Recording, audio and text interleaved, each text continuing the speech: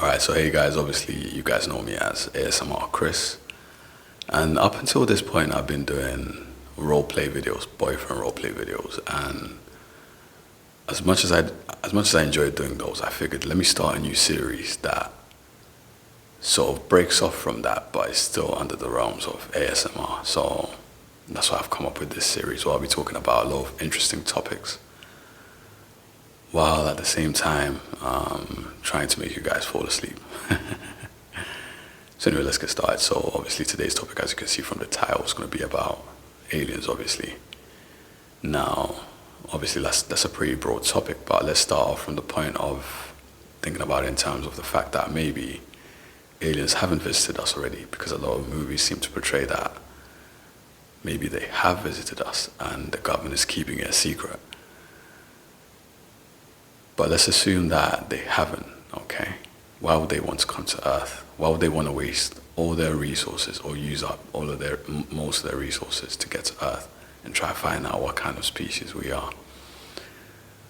When they do get here, one has to imagine that there's a possibility that they're very hostile, obviously. Excuse any dogs in the background. Got a lot of dogs, so get used to it.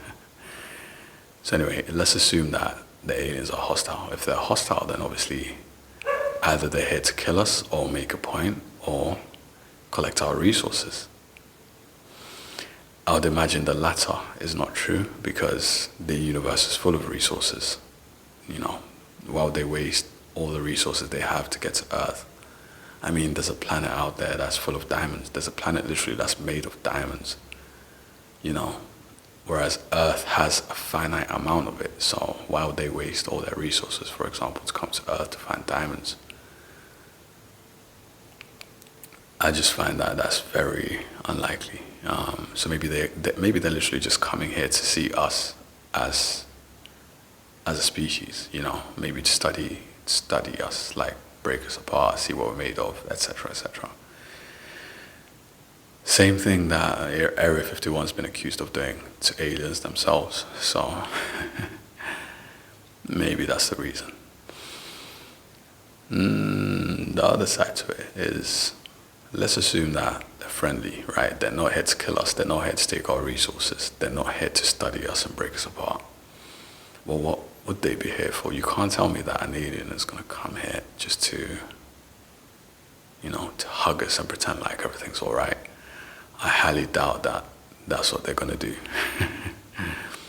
So assuming they're not hostile, it's going to be a lot harder to find out what their motive is for coming to Earth. Whereas if they were hostile, then obviously, pretty much their aim is to destroy us or kill us or spare a few for studies and whatnot.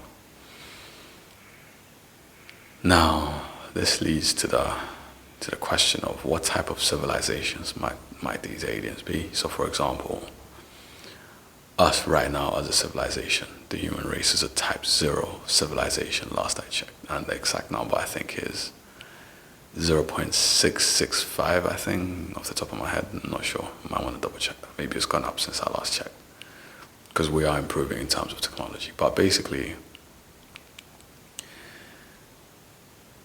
aliens might be, let's say, a type 2 civilization, a civilization that's a lot more advanced, so maybe they can control the solar system. Maybe they can control the weather on their planet. Or maybe they're a type 3 civilization. Maybe they can control their whole galaxy. Maybe there's intergalactic travel. Maybe they've achieved that. Maybe they can travel through space. Obviously, that would explain why they got to Earth in the first place. But still, a type 2 civilization can still travel through the galaxy. Just depends on how far they are. Just depends on which galaxy they're from.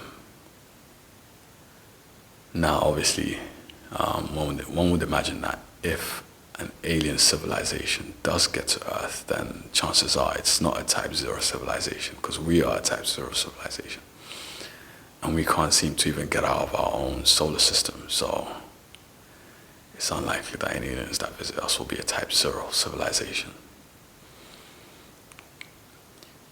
Now, if these aliens are type 2 or type 3 civilizations, then we can forget it, because if they're if they're hostile, then there's not much we can do against that.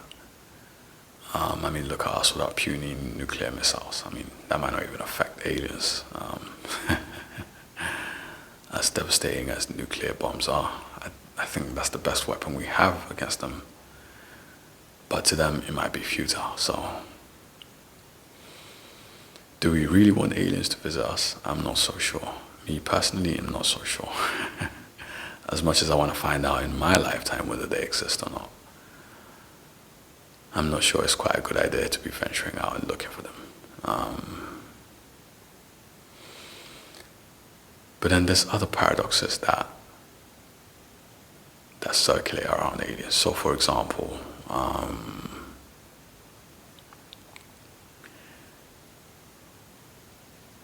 there's the Fermi Paradox, which states that if aliens do exist, then where are they? And why can't we see them?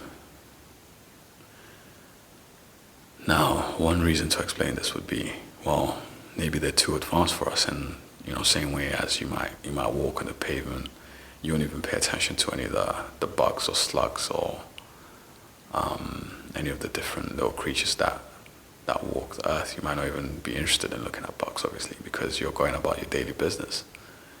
You're going about your day-to-day business, and you're going through human problems that bugs won't even understand. So why should you pay any attention to them?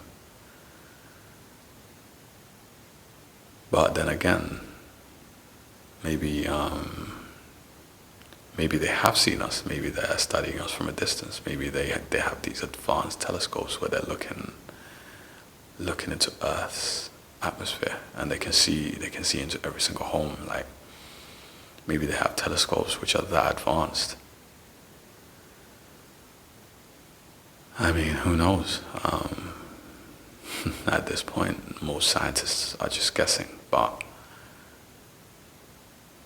that is how you get to an answer. You form a hypothesis, and you pursue all the different possibilities that lead on from that hypothesis.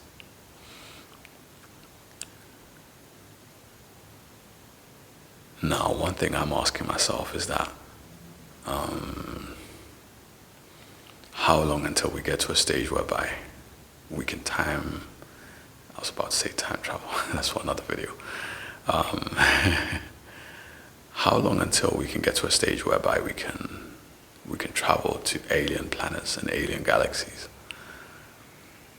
Obviously, some say it might take 1,000 years, but as we know, technology tends to improve exponentially and not in terms of linear improvements. Just look at the past 20 years alone. We've managed to come up with, smartphones, and that's catapulted our economies, it's catapulted our research, our efficiency. So it just shows you how small bursts of technology can lead to exponential improvements through time. So I think maybe we might get to that stage even in the next 500 years by the looks of things, by the way technology is going. We can send probes into space, but I mean, can we send humans into space at some point?